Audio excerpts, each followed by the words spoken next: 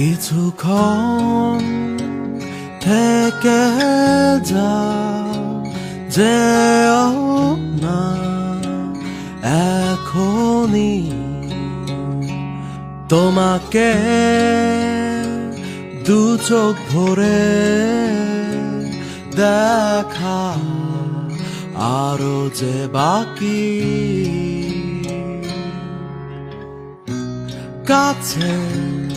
এসে জড়িয়ে ধরা বাকি, ভালোবাসি তোমাকে বলা বাকি, যত ব্যথা তোমার নিজের করা বাকি, এ জীবন তোমার নামে লেখা বাকি।